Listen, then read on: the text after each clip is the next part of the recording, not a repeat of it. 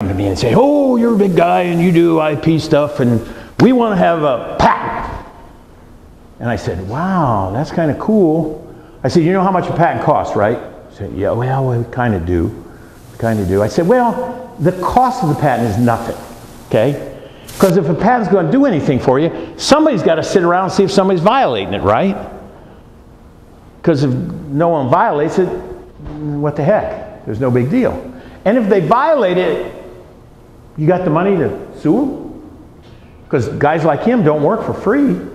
You know, I guarantee you went and saw his house, you'd say, whoo, I can't afford this guy, you know?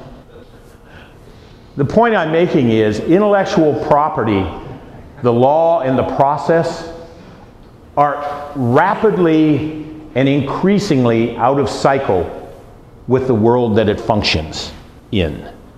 So, practically speaking, if I can advise you of anything, yes, learn the law, learn the process, but develop practical functionality and solutions that work, not based on price, but based on what is needed by the marketplace.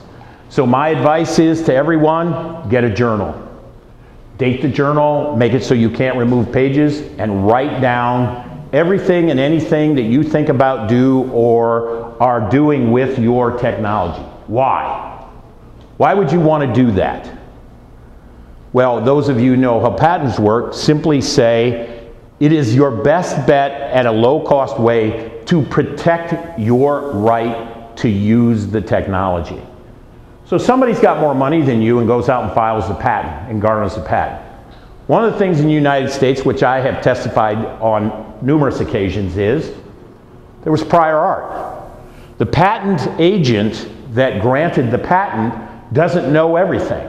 And in fact, in the world we live in, they are increasingly knowing less and less of what's relevant. So I will argue to you as a patent litigator, if you got one of these contextual devices, I guarantee you, you can find prior art if it exists. Now, what does prior art do? It allows you at least the basis of overturning the patent. It's a place to start. But at a minimum, it will be protection for them to use what it is they're using if it's done in a regular and methodical fashion. So everybody says, well, how do you make sure that's happened? One of the things I make the argument for, because I testify for it in class, is when you write the date down, write the weather down. What's the weather today? Okay? Weather is unique every day. It's not if you do this one time, you have no defense.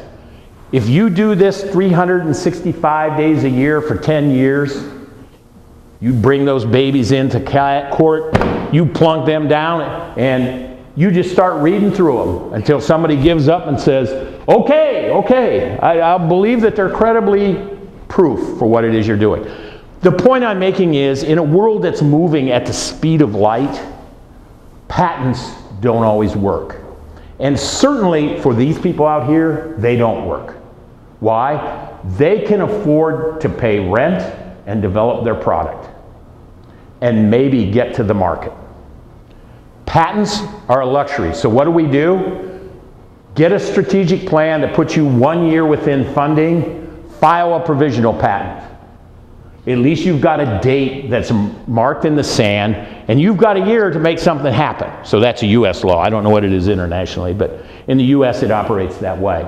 So tactically what we do at the university is we figure out, on this technology that's offered up by our professors, where are we in the commercialization and impact schedule?